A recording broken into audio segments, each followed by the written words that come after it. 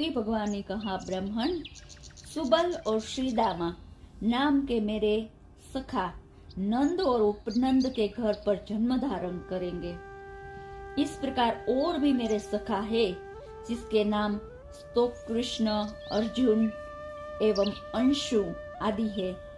वे सभी 9 नंदों के यहाँ प्रकट होंगे। व्रज मंडल में जो 6 वृषभानु है, उनके गृह में विशाल वृषभ, तेजस्वी देवप्रस्थ और वरुथप नामक के मेरे सखा अवतीर्ण होंगे। श्री ब्रह्मा जी ने पूछा कि देवेश्वर, किसे नंद कहा जाता है और किसे उपनंद कहा जाता है? वृषभानु के क्या लक्षण है? श्री भगवान कहते हैं, जो गौशाला में सदा गौओं का पालन करते रहते हैं एवं गौ सेवा ही जिनकी जीविका है, उन्हें मैंने गोपाल संज्ञा दी है। अब तुम उनके लक्षण सुनो। गोपालों के साथ 9 लाख गायों के स्वामी को नंद कहा जाता है और 5 लाख गौओं के स्वामी को उपनंद कहा जाता है। उपनंद पद को प्राप्त करता है और वृषभानु नाम उसका पड़ता है जिसके अधिकार में 10 लाख गौवें रहती है। ऐसे ही जिसके यहाँ 1 करोड़ गौवें की रक्षा होती है, वह नंदराज कहलाता है।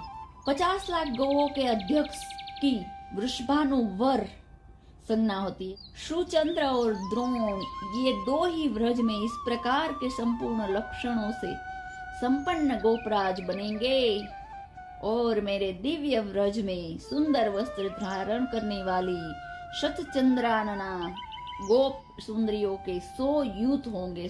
ब्रह्मा जी ने कहा, भगवान, आप दीन जनों के बंधु और जगत के कारण, प्रकृति के भी कारण है प्रभु। अब आप मेरे समक्ष युद्ध के संपूर्ण लक्षणों का वर्णन कीजिए। भगवान बोले, ब्रह्मा जी, मुनियों ने इस कोटि को एक अबूर्ध कहा है।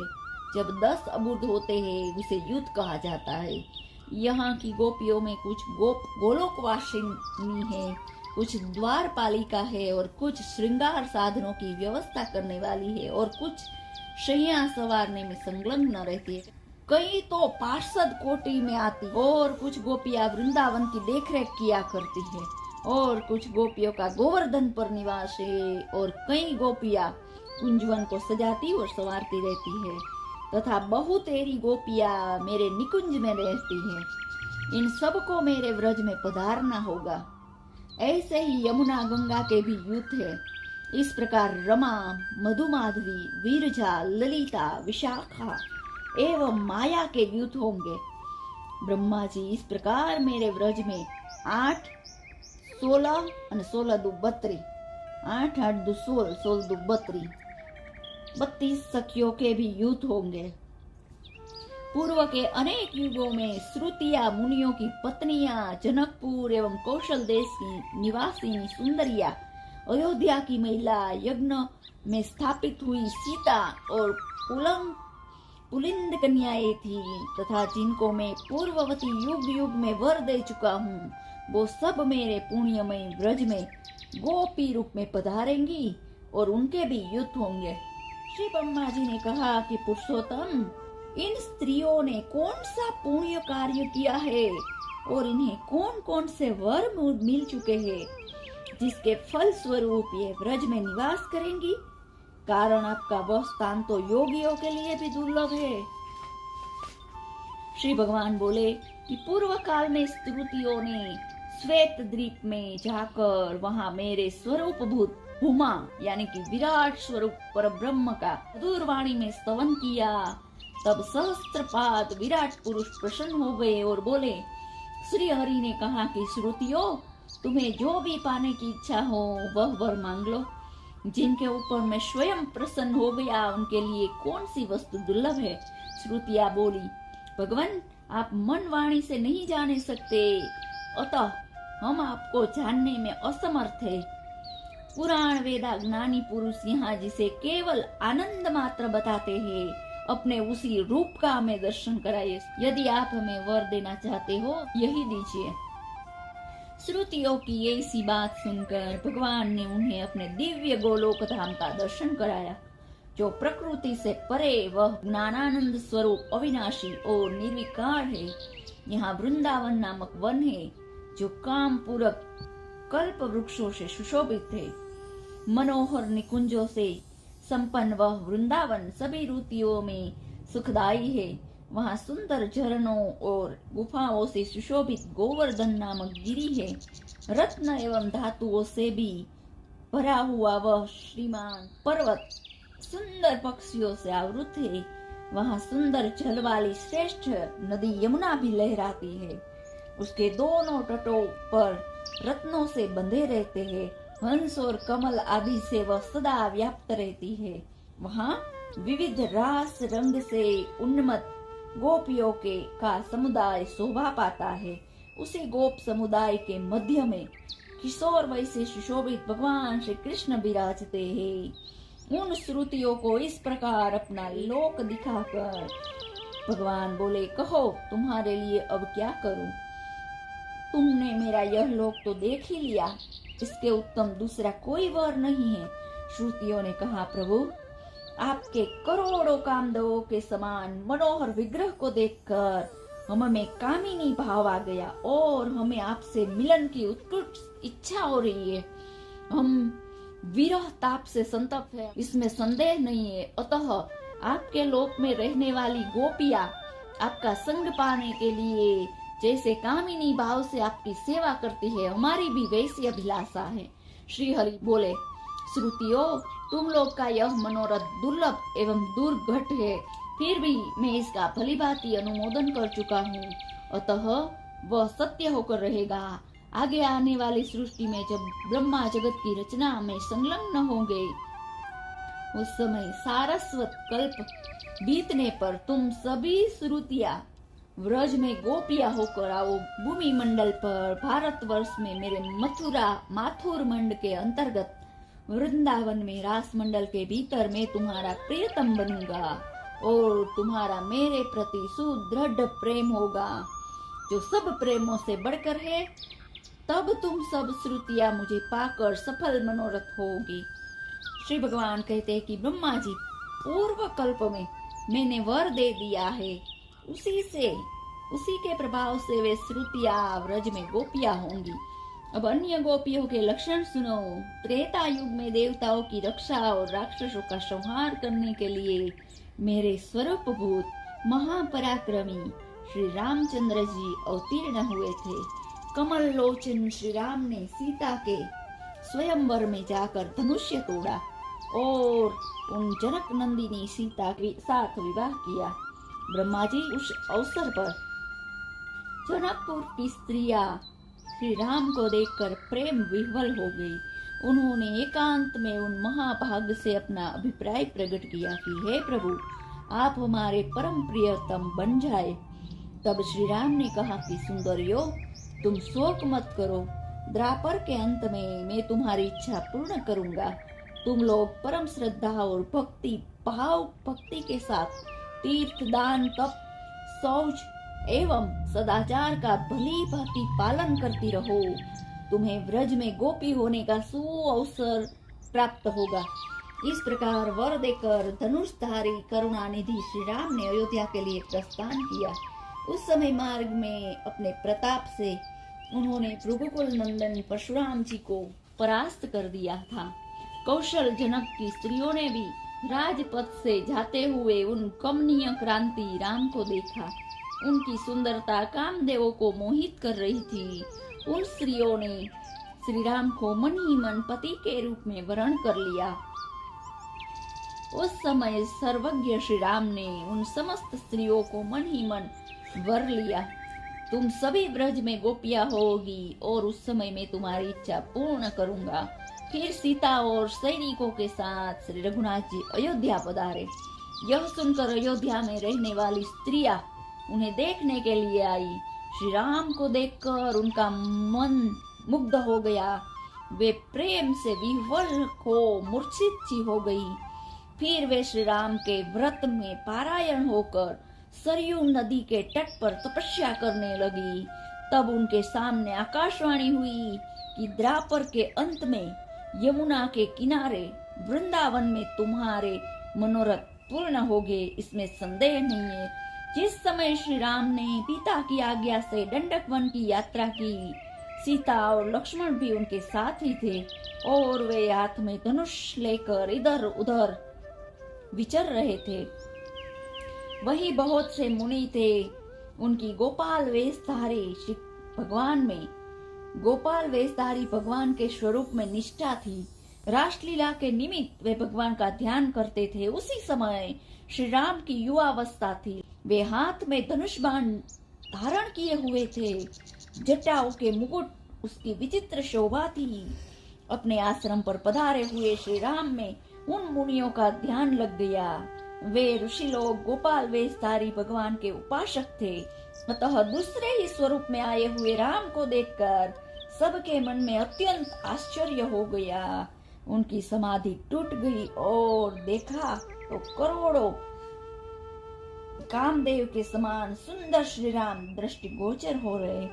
तब वे बोल उठे, अहो, आज हमारे गोपाल जी बंसी एवं बेत के बिना ही पधारे हैं। इस प्रकार मन ही मन विचार कर सबने श्री राम को प्रणाम किया और उनकी उत्तम स्तुति करने लगे। तब श्री राम ने कहा कि मुनियों, वर मांगो। यह सुनकर सभी ने एक स्वर से कहा कि जिस भांति सीता आपके प्रेम को प्राप्त है वैसे ही हम भी चाहते हैं। श्री राम बोले, यदि तुम्हारी ऐसी प्रार्थना हो कि जैसे भाई लक्ष्मण है वैसे हमें भी आपके भाई बन जाए, तब तो आज ही मेरे द्वारा आपकी अभिलाषा पूर्ण हो सकती थी। किंतु तुमने तो सीता के समान होने का वर मांगा है। अतः यह वर महान कठिन एवं दुर्लभ है, क्योंकि इस समय मैंने एक पत्नी व्रत धारण कर रखा है। मैं मर्यादा की रक्षा में तत्पर रहकर मर्यादा पुरुषोत्तम भी कहलाता हूँ। अतः एवं तुम्हें मेरे वर का आदर करके द्वापर के अंत में जन्म धारण करना होगा और वही मैं तुम्हारे इस उत्तम मनोरथ को पूर्ण करूंगा। इस प्रकार वर देकर श्री राम स्वयं पंचवटी पधारे। वहां पर्णकुटी में रहकर वनवास की अवधि पूरी करने लगे। उस समय भीलों की स्त्रियों ने देखा कि उनमें मिलने की उत्कंठा उत्पन्न होने के कारण भीलों की स्त्रियों ने देखा उनमें मिलने की उत्कंठा उत्पन्न हो गई, कारण वे प्रेम से विह्वल हो गई। यहाँ तक कि श्री राम के चरणों की धूली मस्तक पर धरकर वे प्राण छोड़ने की तैयारी करने लगी। उस समय श्री राम ब्रह्मचारी के वेश में वहां आए और इस प्रकार बोले, स्त्रियों, तुम व्यर्थ ही प्राण त्यागना चाहती हो, ऐसा मत करो। द्वापर के शेष होने पर वृंदावन में तुम्हारा मनोरथ पूर्ण होगा। इस प्रकार का आदेश देकर श्री राम का वह ब्रह्मचारी रूप वही अंतर्ध्यान हो गया। तत्पश्चात श्री राम ने सुग्रीव आदि प्रधान वानरों की सहायता से लंका में जाकर रावण प्रभृति राक्षसों को परास्त किया। फिर सीता को पाकर पुष्पक विमान के द्वारा अयोध्या चले गए।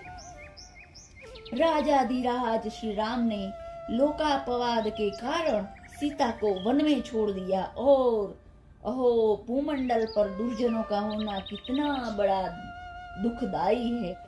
जब जब कमल लोचन श्री राम यज्ञ करते थे तब तब विधि पूर्वक सुवर्णमयी सीता की प्रतिमा बनाई जाती थी। इसलिए श्री राम के भवन में यज्ञ सीताओं का एक समूह एकत्र हो गया।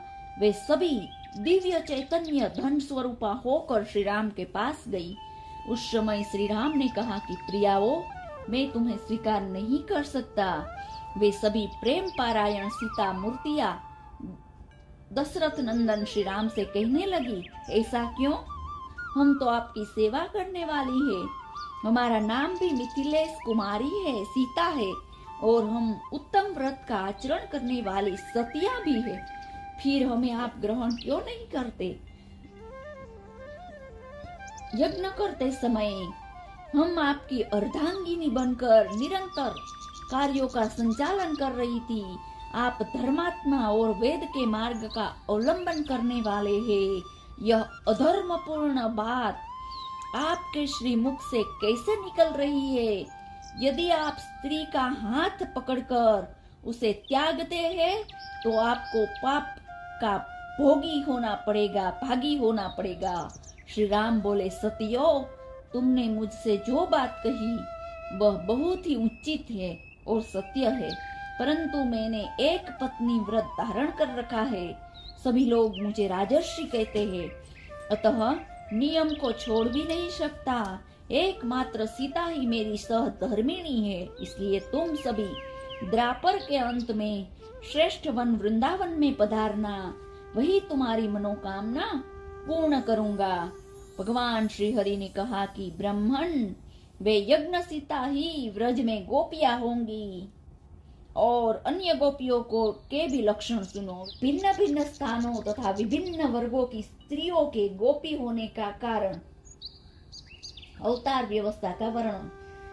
भगवान श्री हरि कहते हैं कि वैकुंठ में विराजने वाली रमा देवी की सहचर्या, श्वेत द्वीप की सखिया, भगवान अजित विष्णु के चरण कमल की आश्रित ऊर्ध्व वैकुंठ में निवास करने वाली देविया और श्री लोकाचल पर्वत पर रहने वाली समुद्र से प्रकटित लक्ष्मी की सखिया, ये सभी भगवान कमलापति के वरदान से व्रज में गोपियां होंगी।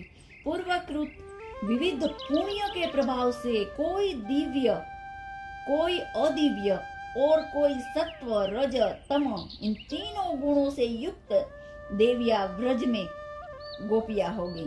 रुचि के यहाँ पुत्र रूप से अवतीर्ण युलोकपति रुचिर विग्रह भगवान यज्ञ को देखकर देवांगनाएं प्रेम रस में निमग्न हो गई।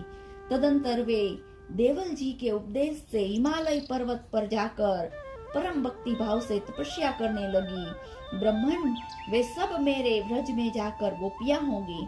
भगवान धन्वंतरी जब इस भूतल पर अंतर्ध्यान हुए, उस समय संपूर्ण औषधिया अत्यंत दुख में डूब गई और भारतवर्ष में अपने को निष्फल मानने लगी। फिर सबने सुंदर स्त्री का वेश धारण करके तपस्या आरंभ की। 4 युग व्यतीत होने पर भगवान श्री हरि उन पर अत्यंत प्रसन्न हुए और बोले कि तुम सब वर मांगो। यह सुनकर स्त्रियों ने उस महान वन में जब आंखें खोली, तब उन श्री हरि का दर्शन करके वे सब की सब मोहित हो गई और बोली कि आप हमारे पति तुल्य आराध्य देव होने की कृपा करें। भगवान श्री हरि बोले कि औषधि स्वरूपा स्त्रियों, द्वापर के अंत में तुम सभी मनोहारिणी लता रूप से वृंदावन में रहोगी और वहां रास में तुम्हारा मनोरथ पूर्ण करूंगा। श्री भगवान कहते हैं कि ब्राह्मण, भक्ति भाव से परिपूर्ण वे बड़भागिनी वरांगनाएं वृंदावन में लता गोपी होंगी। इस प्रकार जालंधर नगर में रहने वाली जो स्त्रियां वृंदापति भगवान श्री हरि का दर्शन करके मन ही मन संकल्प करने लगी कि ये साक्षात श्री हरि हम सब के स्वामी हो, उस समय उनके लिए आकाशवाणी हुई, तुम सब शीघ्र ही रमापति की आराधना करो, फिर वृंदा की भांति ही तुम भी वृंदावन में भगवान की प्रिया गोपी होगी। मत्स्य अवतार के समय मत्स्य विग्रह श्री हरि को देखकर समुद्र की कन्याएं मुग्ध हो गई थी। श्री मत्स्य भगवान के वरदान से वे भी व्रज में गोपियां होंगी। और मेरे अंशभूत राजा पृथु के बड़े प्रतापी थे। उन महाराज ने संपूर्ण शत्रुओं को जीतकर पृथ्वी से सारी अभिष्ट वस्तुओं का दोहन किया था। उस समय बहिष्मती नगर में रहने वाली बहुत सी स्त्रियां उन्हें देखकर मुग्ध हो गई और प्रेम विह्वल हो गई। अत्रि जी के पास जाकर बोली, महामुने, समस्त राजाओं में श्रेष्ठ महाराजा पृथु बड़े ही पराक्रमी हैं। ये किस प्रकार हमारे पति होंगे, यह बताने की कृपा कीजिए। अत्रि जी ने कहा, तुम सब शीघ्र ही आज इसी गौ को दुहो। यह संपूर्ण पदार्थों को धारण करने वाली धारणामयी धरणी देवी है। तुम्हारे सारे मनोरथ को चाहे वे समुद्र के समान अगाध हो, अपार एवं दुर्गम क्यों ही न हो, अवश्य पूर्ण कर देगी। ब्राह्मण, तब उन सब स्त्रियों ने मन को दोहन पात्र बनाकर उस गाय से अपने मनोरथ का दोहन किया। इस कारण से वे सब की सब वृंदावन में गोपियां होंगी। बहुत सी श्रेष्ठ अप्सराएं जिनका रूप अत्यंत मनोहर था और जो कामदेव की सेनाएं भी थी, जब नारायण ऋषि को मोहित करने के लिए गंधमादन पर्वत पर गई, परंतु उन्हें देखकर वे भी अपने सुधबुद्ध खो बैठी। उनके मन में भगवान को पति बनाने की इच्छा उत्पन्न हो गई। तब सिद्ध तपस्वी नारायण मुनि ने कहा कि तुम ब्रज में गोपियां होगी और वही तुम्हारा मनोरथ पूर्ण होगा। ब्राह्मण सुतल देव की स्त्रियां भगवान वामन को देखकर उन्हें पाने के लिए उत्कट इच्छा प्रकट करने लगी। फिर तो उन्होंने तपस्या आरंभ कर दी, अतः वे भी वृंदावन में गोपियां होंगी। जिस नागराज कन्याओं ने शेष अवतार भगवान को देखकर अपने पति बनाने की इच्छा से उनकी सेवा समाराधना की है, वे सब बलदेव जी के साथ रास विहार करने के लिए व्रज में उत्पन्न होंगी। कश्यप जी वसुदेव होंगे। परम पूजनीय अदिति देवकी के रूप में अवतार लेगी। प्राण नामक वसु शूरसेन के और ध्रुव नामक वसु देवक होंगे। वसु नाम के जो वसु है, उनका उद्धव के रूप में प्रागट्य होगा। दया परायण दक्ष प्रजापति अक्रूर के रूप में अवतार लेंगे। कुबेर हदिक नाम से और जल के स्वामी वरुण कृतवर्मा नाम से प्रसिद्ध होंगे। पुरातन राजा प्राचीन बही गद एवं मरुत देवता उग्रसेन बनेंगे। उन उग्रसेन को मैं विधानतः राजा बनाऊंगा और उनकी भली भांति रक्षा करूंगा। भक्त राजा अम्बरीश, युयुधान और भक्तवर प्रहलाद सात्यायिकी के नाम से प्रकट होंगे।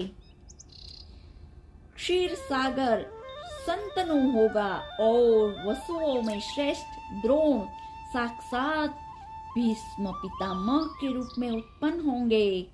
दिवोदास शत के रूप में एवं भग नाम के सूर्य धृतराष्ट्र के रूप में अवतीर्ण होंगे। उषा नाम से विख्यात देवता पांडु होंगे और सत्पुरुषों में आदर पाने वाले धर्मराज ही राजा युधिष्ठिर के रूप में अवतार लेंगे। वायु देवता महान पराक्रमी भीमसेन के रूप से तथा स्वयंभू मनु अर्जुन के वेश में प्रकट होंगे। शत्रुपाजी सुभद्रा होंगी और सूर्य नारायण कर्ण के रूप से अवतार लेंगे। दोनों अश्विनी कुमार नकुल एवं सहदेव होंगे। दाता महान बलशाली बाहिक नाम से विख्यात होंगे। अग्नि देवता महान पराक्रमी द्रोणाचार्य के रूप में अवतार लेंगे। कली का अंश दुर्योधन होगा। चंद्रमा अभिमानियों के रूप से अवतार लेंगे। पृथ्वी पर द्रोण पुत्र अश्वत्थामा साक्षात भगवान शंकर का रूप होगा। इस प्रकार सब देवता मेरी आज्ञा के अनुसार अपने अंशों और स्त्रियों के साथ यदुवंशी, कुरुवंशी तथा अन्य वंशों के राजाओं के कुल में प्रकट होवो। पूर्व समय में मेरे जितने अवतार हो चुके हैं, उनकी रानियां रमा का अंश रही है, वे भी मेरी रानियों में 16,000 की संख्या में प्रकट होंगी। श्री नारद जी कहते हैं, राजन, कमलासन ब्रह्मा से यो कहकर भगवान श्री हरि ने दिव्य रूप धारिणी भगवती योग माया से कहा। श्री हरि बोले, महामते, तुम देवकी के 7वें गर्भ को खींचकर उसे वसुदेव की पत्नी रोहिणी के गर्भ में स्थापित कर दो। वे देवी कंस के डर से ब्रज में नंद के घर में रहती है। साथ ही तुम भी ऐसी अलौकिक कार्य करके नंदरानी के गर्भ से प्रकट हो जाना। श्री नारद जी कहते हैं कि परम श्रेष्ठ राजन, भगवान श्री कृष्ण के वचन सुनकर संपूर्ण देवताओं के साथ ब्रह्मा जी ने परात्पर भगवान श्री कृष्ण को प्रणाम किया और अपने वचनों द्वारा पृथ्वी देवी को धीरज दे वे अपने धाम को चले गए। मिथिलेश्वर जनक, तुम भगवान श्री कृष्ण को साक्षात परिपूर्णतम परमात्मा समझो। कंस आदि दुष्टों का विनाश करने के लिए ही ये इस धराधाम पर पधारे हैं। शरीर में जितने रोवे हैं उतनी जिह्वाएं हो जाए तब भी भगवान श्री कृष्ण के असंख्य महान गुणों का वर्णन नहीं किया जा सकता। महाराज, जिस प्रकार पक्षीगण अपनी शक्ति के अनुसार ही आकाश में उड़ते हैं, वैसे ही ज्ञानी जन भी अपनी मति एवं शक्ति के अनुसार ही भगवान श्री कृष्णचंद्र की दिव्य लीलाओं का गायन करते हैं।